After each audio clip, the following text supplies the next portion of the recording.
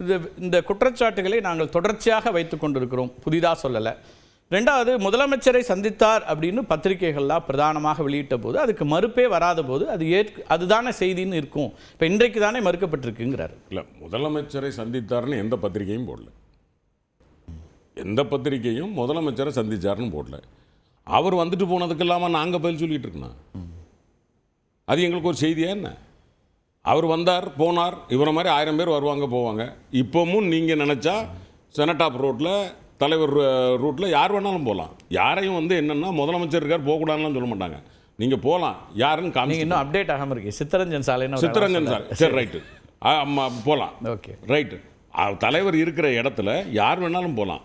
அந்த ஒரு particular security எதுக்குன்னா யாருன்னு சொல்லிட்டு போனோம், அவ்வளோதான். பெரும்பாலும் அதில் ஒன்றும் மாற்றுக்கிறது கிடையாது. எனவே அவர் வந்தார் போனாருங்கிறதுக்கு பதில் சொல்கிறக்கா முதலமைச்சர் உட்காந்துட்டு இருக்காரு? கிடையாது. எங்கள் மேலே வந்தால், குற்றச்சாட்டு வந்தால் நாங்கள் சொல்லலாம். எங்களை எந்த பத்திரிகையும் இன்னைக்கு வரைக்கும் முதலமைச்சர் அவரை சந்தித்தார் என்று எந்த பத்திரிகையும் சொல்லவில்லை. சரி, யாரும் சொல்லலை. அது பத்திரிகைகள் மேலே. இப்போ நம்ம தலைவர் வந்து இன்னைக்கு சட்டமன்றத்தில் எதிர்பார்த்தார். என்ன எதிர்பார்த்தார்? நீங்கள் அவ்வளோ தூரம் அங்கே கொடுக்குறீங்க, இங்கே கேட்கணுமா இல்லையா? அப்போ அவர் கேட்பார், மணி அண்ணன் கேட்பார் அப்படின்னு நான் எதிர்பார்த்தேன். அவர் கேட்கல. அப்போ அவருக்கு உண்மை தெரிஞ்சு போச்சு. என்ன, முதலமைச்சரை அதானி சந்திக்கவில்லை அப்படிங்கிறது தெளிவாகிட்டு அப்படின்னு சொல்லிட்டு தான் அவர் என்ன சொல்கிறாரு, நீங்கள் ஜேபிசிக்கு வந்து ஆதரவு கொடுப்பீங்களா? அது கொடுக்க தயாரிக்கிறாங்க பாமக. கொடுக்க தயார்னு ஏன் தமிழ்நாட்டில் சொல்கிறீங்க? அது சொல்ல வேண்டிய இடம் பாராளுமன்றம்ல. நீங்கள் எம்பியில், நீங்கள் அங்கல்ல போகணும். இப்போ தம்பி பேசும்போது சொன்னார், என்ன சொன்னார்? அதை ஜாயின்ட் பார்லிமெண்ட்ரி கமிட்டி விசாரித்தாவே தமிழ்நாடும் விசாரிக்கப்பட்டுரும்ல. அப்புறம் தமிழ்நாட்டை தனியாக விசாரிக்கணும்னு சொல்கிறது எப்படி? தமிழ்நாட்டின் மீது அக்கறை அதிகமாக இருக்குது, அதனால தமிழ்நாடு மின் வாரியம் குறித்து முதல்ல கேட்குறோம். அங்கேயும் அதுக்கு தயார் தானே பாமக சொல்கிறாங்க. நான் என்ன சொல்ல வரேன், எங்க பெரிய பூனைக்கு பெரிய ஓட்டை, சின்ன பூனைக்கு சின்ன ஓட்டையா என்ன? ஜேபிசி விசாரிச்சா A to Z எல்லாம் வெளியே வரப்போகுது. அது வேணும்னு நாங்கள் இருந்து போராடிக்கிட்டு இருக்கிறோம். பாராளுமன்றத்தில் தினந்தோறும் நாங்கள் ஊர்வலம் போயிட்டுருக்கிறோம், ராஜ்யசபாவில் கேட்டுட்ருக்கிறோம், லோக்சபாவில் கேட்டுட்ருக்கிறோம், மாறி மாறி கேட்டுட்ருக்கிறோம். அப்போ எங்கள் மேலே குற்றம் இருந்தால் நாங்கள் ஏன் கேட்க போகிறோம்? ஒன்று. இன்னொன்று, அவர் பாட்டாளி மக்கள் கட்சி சார்ந்தவர் சொன்னார், அதாவது 1750 மொத்தம் வந்து 2000 கோடி, அதில் 1750 கோடி ஆந்திர பிரதேசம் வாங்கிருச்சு. அவங்க வந்து தெளிவாக அந்த அறிக்கையில் 54 பக்க அறிக்கையில் நம்ம பேரன் பீஷே அப்படின்னு சொல்லி அவர் நோட்டரி பப்ளிக் போட்டிருக்க கையெழுத்தில் அவர் தெளிவாக என்ன சொல்றாரு, 1750 கோடி ரூபாய் 2.3 கிகாவாட்ஸ், சரி ரைட், இதை வாங்குறதுக்கு ஆந்திரா கையெழுத்து போட்டுருச்சு. மீதி 200 கோடி தான் அவர் சொல்றது. அதுல இந்த 6 மாநிலங்களையும் பொத்தாம் பொதுவா தான் சொல்லியிருக்க தவிர எந்த இடத்திலும் தமிழ்நாட்டு அரசு அலுவலர்களோ தமிழ்நாடு அரசோ சந்தித்ததாக அந்த அறிக்கையில் இல்லை.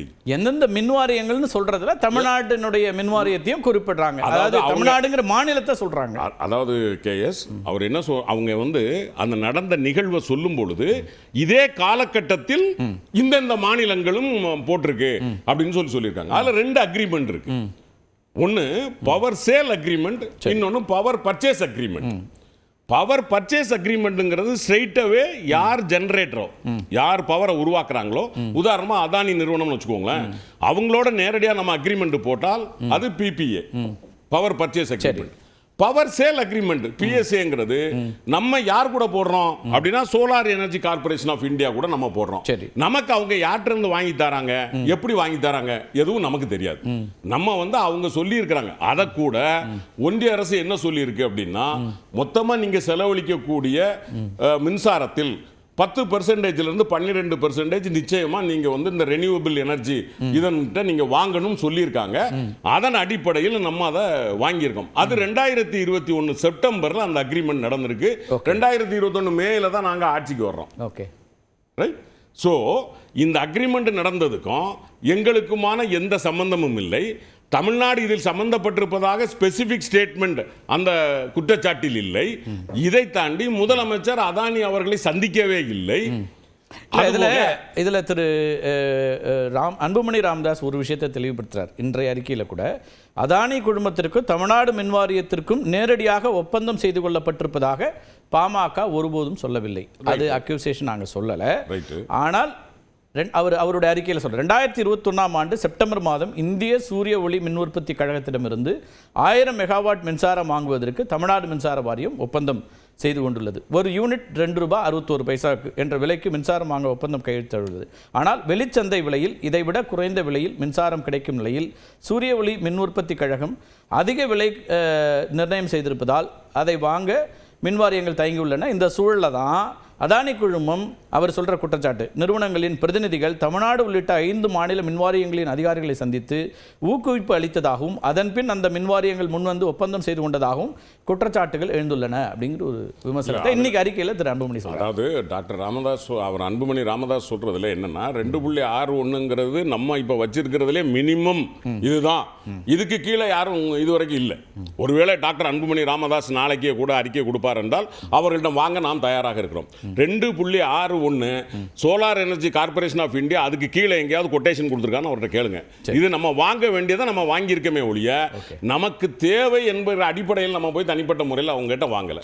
சோ அதானி நிறுவனத்திற்கும் தமிழ்நாட்டிற்கும் எந்த இடத்திலும் சம்பந்தம் இல்லை. தமிழ்நாட்டிற்கும் இந்திய அரசிற்கும் ஒன்றிய அரசிற்குமான உடன்பாடு இருக்கிறது. அது according to the law of union government அதன்படி தான் அது நடந்திருக்கே தவிர எந்த இடத்திலும் திராவிட முன்னேற்ற கழகமோ கழக அரசோ அல்லது தமிழ்நாடோ தனிப்பட்ட முறையில் அதானியோடு தொடர்பு இல்லை.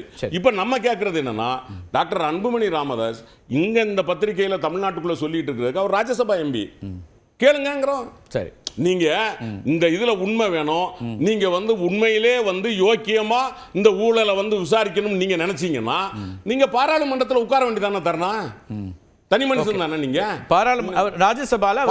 இதுவரைக்கும் பேசவே இல்லை, இதுவரைக்கும் பேசல கேஸ். இந்த நிமிடம் வரைக்கும் அன்புமணி ராமதாஸ் அவர்கள் அதானியினுடைய இதை பத்தி தமிழ்நாட்டை தாண்டி அவர் வெளியவே பேசல.